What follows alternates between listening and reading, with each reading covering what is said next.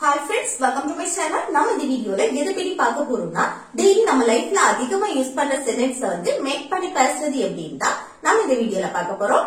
Okay friends, வீடியோக்குள்ள போறதுக்கு முன்னாடி நம்ம சேனலை ஃபர்ஸ்ட் டைம் பாக்குறீங்கன்னா சப்ஸ்கிரைப் பண்ணுங்க. இந்த வீடியோ உங்களுக்கு பிடிச்சிருந்தா லைக் பண்ணுங்க. ஓகே, இந்த வீடியோக்குள்ள போகலாம். ஓகே, இல்ல ஃபர்ஸ்ட் ஒன் பாருங்க. நான் உன்கிட்ட பேசுவது அவனுக்கு பிடிக்கவில்லை போல. நம்ம சொல்லுவோம்ல, நம்ம எப்படி சொல்லுவோம்? நான் உன்கிட்ட பேசுறது அவனுக்கு பிடிக்கல போல தெரியுது. அந்த போல் தெரியுது, போல் இருக்கிறது. நம்ம ஒரு கெஸ்ஸிங் தானே, ஒருத்தவங்கள ஃபேஸ் கிட்ட பார்த்தாலே நமக்கு தெரியும், ஒரு கெஸ் பண்ணுவோம் தான் அவங்க எந்த இதுல இருக்காங்க அப்படின்னு சொல்லிட்டு. அப்போ அந்த போல் தெரிகிறது நம்ம நினைக்கிறது. ஒருத்தவங்களை பார்த்தா நம்ம இவங்க இததான் நினைச்சிட்டு இருப்பாங்க, அந்த மாதிரி நம்ம நினைக்கிறது. சரியா? அப்போ அந்த போல் தெரியுது அப்படி நம்ம சொல்லுவோம்ல. நான் இங்க வாரது உங்க அம்மாவுக்கு பிடிக்கல போல, இந்த மாதிரி சொல்லுவோம்ல. அந்த போல் தெரிகிறது, அதுக்கு இட் சீம்ஸ் நம்ம யூஸ் பண்ணி பேசுவோம். ஓகே, அந்த போல் தெரியுது, போல் இருக்கிறது, இதுக்கு வந்து என்ன யூஸ் பண்ணுவோம்? It seems. இது வந்து ஒருத்தங்களை பார்த்து நம்ம கெஸ் பண்றது, நம்ம நினைக்கிறது. ஓகே, போல் தெரியுது. அப்ப இட் சீம்ஸ் யூஸ் பண்ணிட்டு அடுத்து ஒரு முழு சென்டென்ஸ் இருக்கும். இல்ல வந்து இதுதான் வரும் அப்படின்னு சொல்ல முடியாது. இது எப்போ இந்த ஸ்ட்ரக்சர் நம்ம எப்போ யூஸ் பண்ணுவோம் அப்படின்னா, இப்போ ஒரு செயலை செய்யறது ஒருத்தங்களுக்கு பிடிக்கல போல, அந்த மாதிரி சொல்லுவோம்ல. நான் உன்கிட்ட பேசுவது அவனுக்கு பிடிக்கல போல. அப்போ நம்ம ஒண்ணு செய்யறது இன்னொருத்தங்களுக்கு பிடிக்கல போல, இந்த மாதிரி சொல்லுவோம்ல. அப்பதான் இந்த ஸ்ட்ரக்சர் நம்ம யூஸ் பண்ணி பேசுவோம். இப்போ பாருங்க, அவன் என்கிட்ட பேசுறது உனக்கு பிடிக்கல போல. இப்படி நம்ம வந்து ஒரு கெஸ்ஸிங், ஒரு நினைப்போம். ஓகே, பிடிக்கல போல தெரியுது. அப்போ அந்த போல் தெரிகிறது, போல, இந்த மாதிரி சொல்லும் போது நம்ம இட் சீம்ஸ் யூஸ் பண்ணுவோம். இட் சீம்ஸ்க்கு அடுத்து ஒரு முழு சென்டென்ஸ் இருக்கும். ஓகே, அது சப்ஜெக்ட், அடுத்து நெகட்டிவ்னா நெகட்டிவ், பாசிட்டிவ்னா பாசிட்டிவ், சென்டென்ஸ், வெர்பு, அடுத்து ரிமைனிங் இருக்க வேர்ட்ஸ், அந்த மாதிரி இருக்கும். இந்த ஸ்ட்ரக்சர் எப்ப யூஸ் பண்ணுவோம்னா, இந்த சேர்த்து பிடிக்கல போல தெரியுது, இப்படி சொல்லுவோம்ல, அப்பதான் இந்த ஸ்ட்ரக்சர் யூஸ் பண்ணுவோம். ஓகே, இப்ப பாருங்க இது எப்படி எழுதணும்னு. நான் உன்கிட்ட பேசுவது அவனுக்கு பிடிக்கவில்லை போல தெரியுது, இப்படி சொல்லும் போது அந்த போல் தெரியுது, அதுக்கு ஃபர்ஸ்ட் இட் சீம்ஸ் எழுதணும். இட் சீம்ஸ் அப்படின்னா அந்த போல் தெரிகிறது, போல் இருக்கிறது, அதுக்குதான் இட் சீம்ஸ். அது ஃபர்ஸ்ட் எழுதணும். அடுத்து ஒரு சென்டென்ஸ், முழு சென்டென்ஸ் இருக்கும். அது எப்படி எழுதணும் பாருங்க. இல்ல வந்து நான் உன்கிட்ட பேசுவது அவனுக்கு பிடிக்கவில்லை. அப்ப இல்ல, நான்ங்கிறது சப்ஜெக்ட் கிடையாது, இது ஒரு ஆப்ஜெக்ட். ஓகே, இப்ப பாருங்க, நான் உன்கிட்ட பேசுவது, இது அப்படியே இருக்கட்டும். அவனுக்கு பிடிக்கவில்லை, இதுதான் அவனுக்கு, இதுதான் என்னது? சப்ஜெக்ட். அவனுக்கு பிடிக்கவில்லை. அப்போ அவனுக்குங்கிறது சப்ஜெக்ட். யார பத்தி நம்ம பேசுறோமோ அவங்கதான் என்னது? சப்ஜெக்ட். அப்ப அவனுக்கு ஹி. ஓகே, சப்ஜெக்ட் எழுதியாச்சு. அடுத்து என்னன்னா நெகட்டிவ் எழுதணும். நெகட்டிவ் எதுக்கு வருது? பிடிக்கவில்லை. பிடிக்கும் அப்படின்னா அது பாசிட்டிவா சொல்றது, பிடிக்கவில்லைன்னா நெகட்டிவா தானே சொல்றோம். அப்ப பிடிக்கவில்லை அப்படின்னா இல்ல வந்து டோன்ட் இல்லனா டஸ்ன்ட் யூஸ் பண்ணி நம்ம பேசணும்.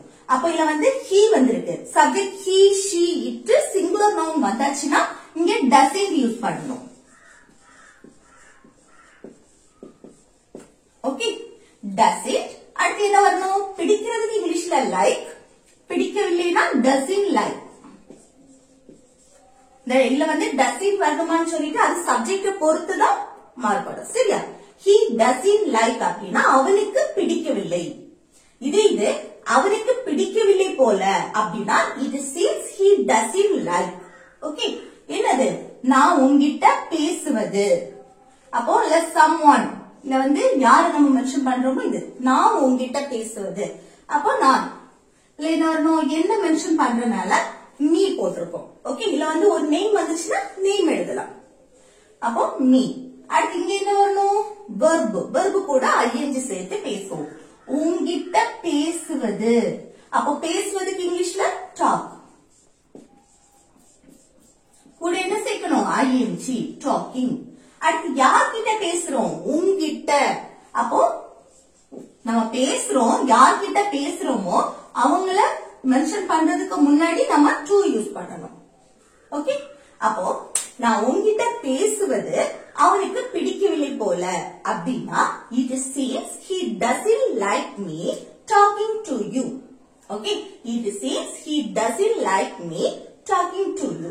Okay, இந்த talking verb கூட ing சேர்த்திருப்போம்ல, இது வந்து ஒரு gerund. Okay, அடுத்து next பாருங்க, அவன் என்கிட்ட பேசுவது உனக்கு பிடிக்கவில்லை போல. இதையே நம்ம கொஞ்சம் சேஞ்ச் பண்ணி எழுதிப்போம். இங்க என்ன, நான் உன்கிட்ட பேசுவது, இங்க அவன் என்கிட்ட பேசுவது.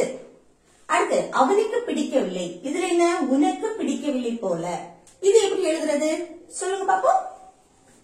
அந்த பிடிக்கவில்லை போல, அந்த பிடிக்கவில்லை போல அப்படின்னு வரும்போதே இந்த ஸ்ட்ரக்சர் தான் நம்ம யூஸ் பண்ணணும். அப்ப என்ன, ஃபர்ஸ்ட் அந்த போல, போல் தெரிகிறது, அதுக்கு it seems.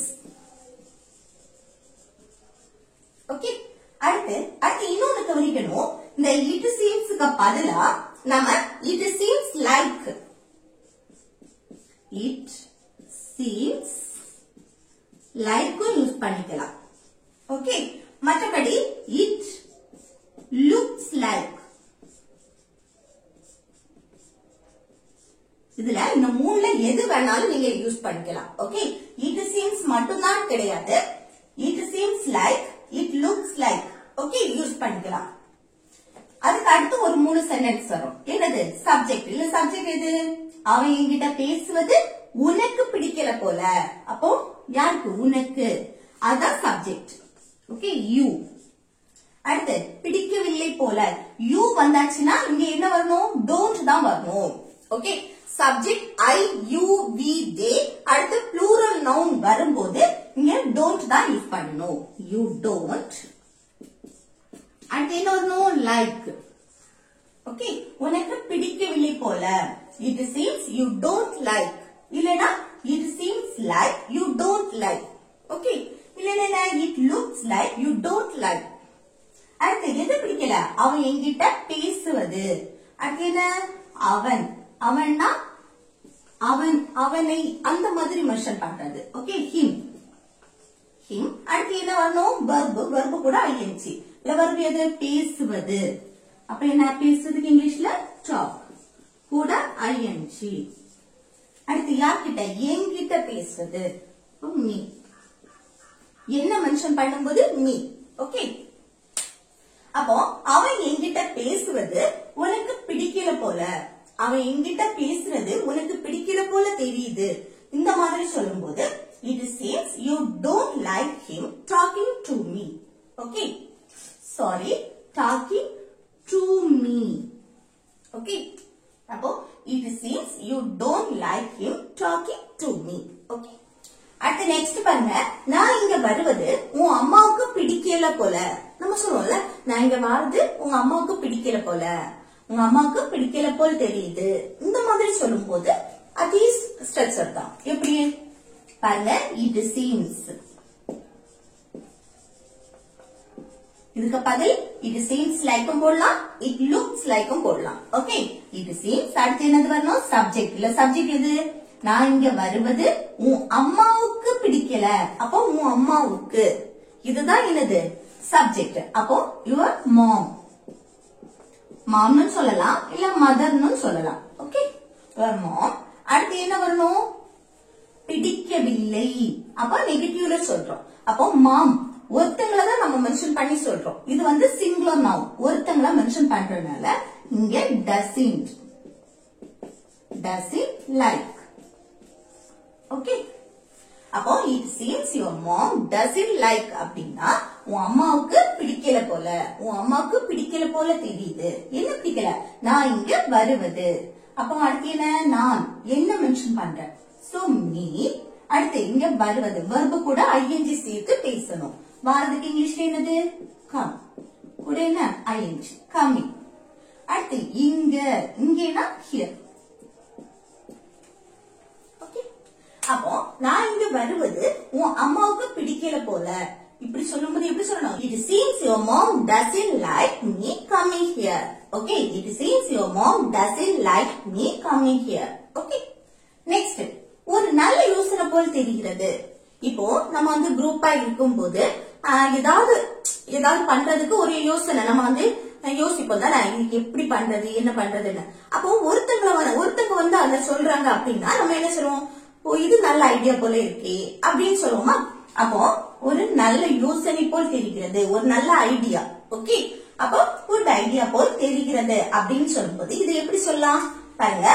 போல் தெரிகிறது, போல அப்படின்னு சொன்னாலே நம்ம என்ன யூஸ் பண்ணணும்னு சொல்லுவோம், it seems இல்லனா it seems like இல்லனா it looks like யூஸ் பண்ணணும். ஆனா இதுல மட்டும் என்னது it seems யூஸ் பண்ண கூடாது. ஓகே, இதுல வந்து it seems like யூஸ் பண்ணிக்கலாம், இல்ல it seems it looks like.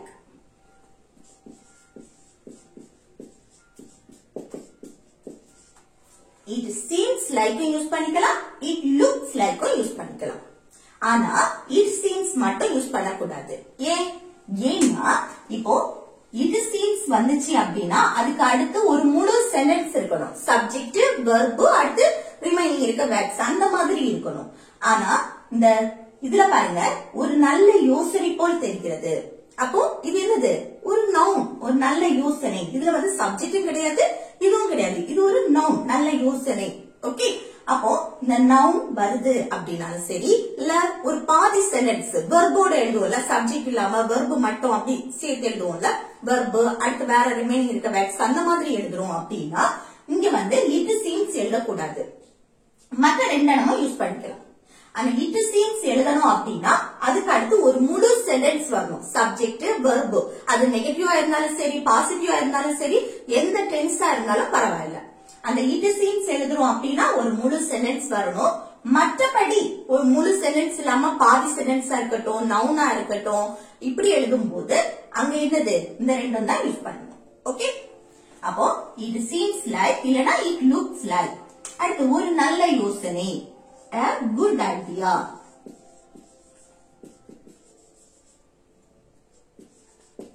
Okay, அப்போ ஒரு நல்ல யோசனை போல் தெரிகிறது அப்படின்னா it seems like a good idea இல்லனா it looks like a good idea. Okay, அடுத்து நெக்ஸ்ட் பாருங்க, அவர்களுக்கு பணம் தேவை போல் தெரிகிறது. அவங்களுக்கு வந்து இப்ப பணம் தேவை போல தெரியுது, இந்த மாதிரி நம்ம சொல்லுவோம்ல, பணம் தேவை போல, பணம் தேவை போல் தெரிகிறது. இப்படி சொல்லும் போது நம்ம இதுல வந்து என்ன சப்ஜெக்ட் வந்திருக்கா பாருங்க, அவர்களுக்கு சப்ஜெக்ட் வந்திருக்கு. அடுத்து பணம் தேவை வெர்பும் வந்திருக்கு. அப்போ இதுல என்ன எழுதணும், இந்த மூணுமே எழுதலாம். it seems எழுதலாம், it seems like எழுதலாம், இல்ல it looks like எழுதலாம். ஓகே, அந்த சப்ஜெக்ட் வெர்ப் அந்த ஃபுல் சென்டென்ஸ் இல்லாத இடத்துல மட்டும் தான் இது யூஸ் பண்ணக்கூடாது. ஓகே, அப்போ இல்ல it seems எழுதலாம், it seems எழுதலாம், இல்ல it seems like எழுதலாம், it looks like எழுதலாம். அப்ப it seems அடுத்து என்ன வரணும், சப்ஜெக்ட் அவர்களுக்கு, அவர்களுக்குன்னா they.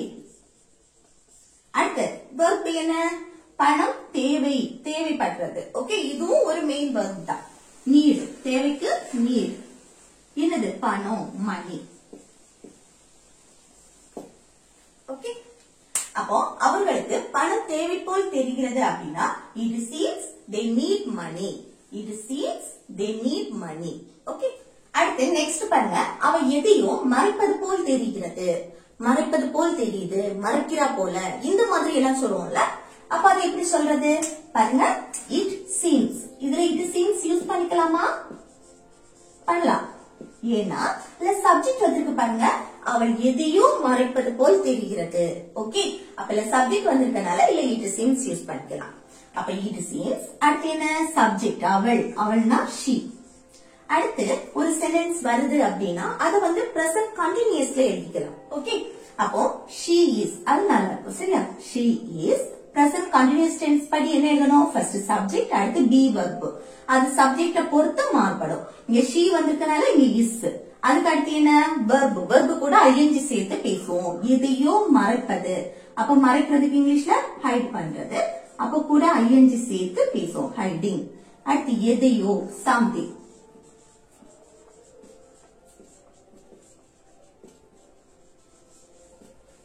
ஓகே, அப்போ அவ எதையோ மறைப்பது போல் தெரிகிறது அப்படின்னா it seems she is hiding something.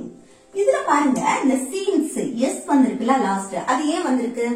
ஏன்னா இது வந்து சிம்பிள் பிரசன்ட் டென்ஸ் ஃபார்ம்ல இருக்கு. சிம்பிள் பிரசன்ட் டென்ஸ் இட் வந்தாலே கூட வரக்கூடிய வெர்பு கூட லாஸ்ட் எஸ்ஓ இஎஸ்ஓ ஐஎஸ்ஓ சேர்க்கும் தானே.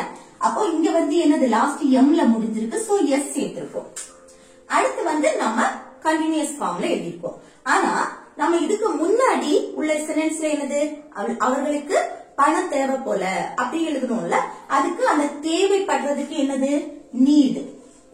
இப்படி நீடு, வாண்ட், அடுத்து லைக், லவ், லுக், அண்டர்ஸ்டாண்ட், இந்த மாதிரி எல்லாம் சொல்லுவோம்ல. இதெல்லாம் தான் மெயின் வெர்ப் தான். ஆனா இப்படி எல்லாம் வரும்போது நம்ம சிம்பிள் பிரசன்ட் டென்ஸ் ஃபார்ம்ல தான் எழுதணும். கூட ஐஎன்ஜி சேர்த்து இதை எழுத முடியாது, சரியா? மற்றபடி எல்லாம் நம்ம வந்து ஐஎன்ஜி சேர்த்து சிம்பிள் பிரசன்ட் கண்டினியூஸ்ல எழுதிடலாம்.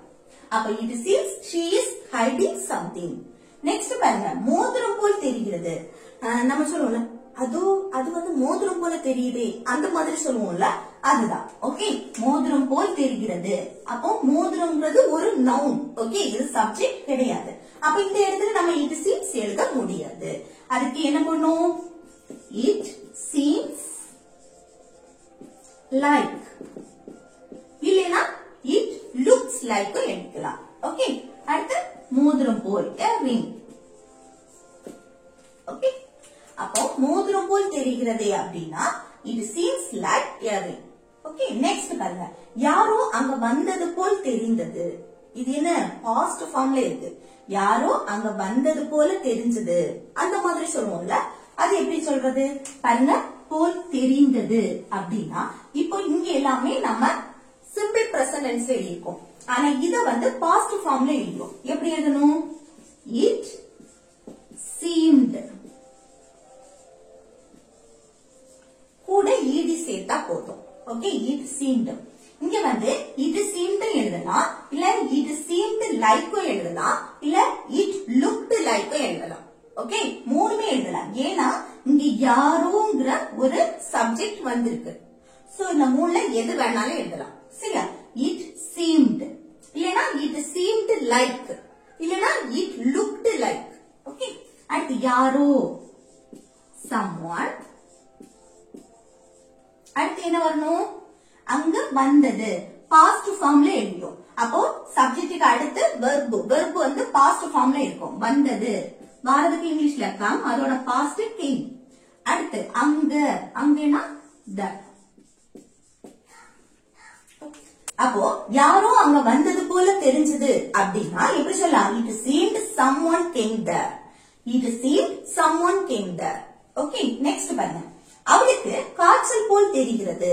நம்ம சொல்லுவோம்ல, அவளுக்கு காய்ச்சல் போல தெரியுது இந்த மாதிரி சொல்லுவோம்ல, அது எப்படி சொல்றது பாருங்க, போல் தெரிகிறது போல.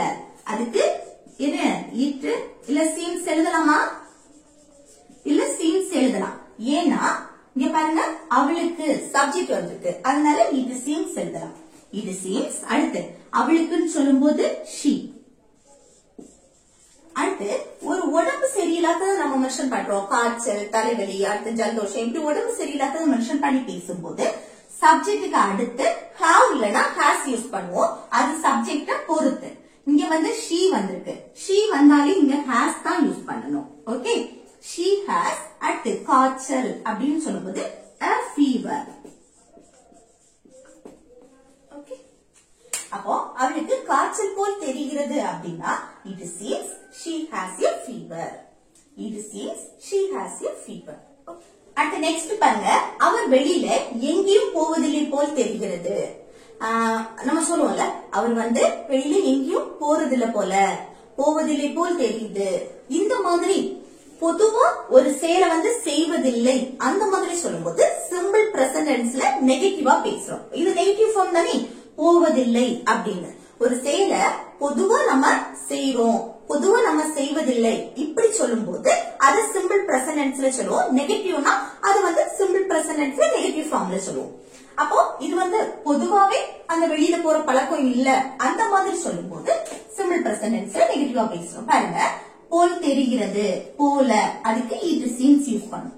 இல்ல it seems யூஸ் பண்ணலாம் தானே சொல்லுங்க.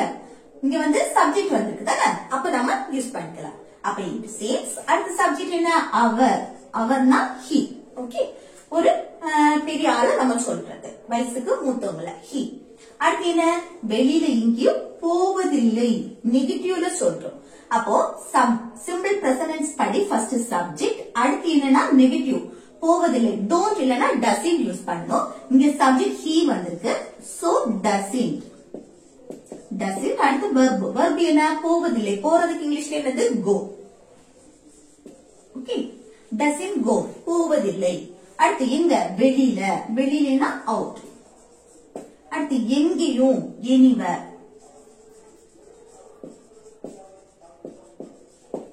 ஓகே, அப்போ அவர் வெளியில எங்கேயும் போவதில்லை போல் தெரிகிறது, போறதில்லை போல இந்த மாதிரி சொல்லும்போது it seems he doesn't go out anywhere. It seems he doesn't go out anywhere. Okay, next அவங்கிட்ட 2 கார்கள் உள்ளது போல் தெரிகிறது. நம்ம சொல்லுவோம்ல, அவங்கிட்ட 2 கார் இருக்கிறது போல தெரியுது, அவங்கிட்ட 2 கார் இருக்கு போல, இந்த மாதிரி சொல்லுவோம்ல, இருக்கு போல தெரியுது. இப்படி சொல்லும்போது எப்படி சொல்லுவோம், it seems. இதுலயும் it seems யூஸ் பண்ணிக்கலாம். ஏன்னா இங்க வந்து அவன்கிட்ட சப்ஜெக்ட் வந்திருக்கு, ஒரு முழு சென்டென்ஸ் வந்திருக்கு. அப்ப என்ன, அவன்கிட்ட he, சப்ஜெக்ட் he போட்டாச்சு. அடுத்து 2 கார்கள் உள்ளது. இப்போ ஒருத்தங்க கிட்ட ஒண்ணு இருக்கு, அவங்க வச்சிருக்காங்க, அந்த மாதிரி சொல்லும் போது அவங்க கிட்ட உள்ளது இப்படி சொல்லும் போது சப்ஜெக்டுக்கு அடுத்து நம்ம have இல்லனா has யூஸ் பண்ணுவோம், அது சப்ஜெக்ட பொறுத்து. ஓகே, உடம்பு சரியில்லாத மென்ஷன் பண்ணும்போது நம்ம யூஸ் பண்ணுவோம். இதே போல ஒருத்தங்க கிட்ட ஒண்ணு இருக்கு, அவங்க வச்சிருக்காங்க, அந்த மாதிரி சொல்லும் போது நம்ம have has யூஸ் பண்ணுவோம். இங்க சப்ஜெக்ட் he வந்திருக்கு, சோ இங்க has தான் யூஸ் பண்ணுவோம். Okay, he has. அடுத்து என்ன வரணும், 2 கார்கள், 2 cars. ஓகே, அப்போ அவங்கிட்ட 2 கார்கள் உள்ளது போல் தெரிகிறது, அவங்கிட்ட 2 கார்கள் இருக்கு போல, இந்த மாதிரி சொல்லும்போது it seems he has 2 cars. Okay, it seems he has 2 cars. Okay, அடுத்து இந்த ரெண்டுமே ஹோம்வொர்க் பாருங்க. அவன் அழுவது போல் தெரிகிறது, அவன் அழுறது போல் தெரிகிறது. இதை எப்படி சொல்லலாம், கமெண்ட் பாக்ஸ்ல கமெண்ட் பண்ணுங்க. அடுத்து பாருங்க, உன் அக்கா போல் தெரிகிறது, அதுவும் பாரு, அது வந்து உன் அக்கா போல தெரியுதா, அந்த மாதிரி சொல்லுவோம்ல, அக்கா வாரது போல தெரியுது, அப்படி உன் அக்கா போல் தெரிகிறது. இதை எப்படி சொல்லலாம்னு கமெண்ட் பாக்ஸ்ல கமெண்ட் பண்ணுங்க. ஓகே ஃப்ரெண்ட்ஸ், இந்த வீடியோ உங்களுக்கு யூஸ்ஃபுல்லா இருக்கும்னு நினைக்கிறேன். யூஸ்ஃபுல்லா இருந்துச்சுன்னா இந்த வீடியோக்கு லைக் பண்ணுங்க, உங்க ஃப்ரெண்ட்ஸ்க்கு ஷேர் பண்ணுங்க.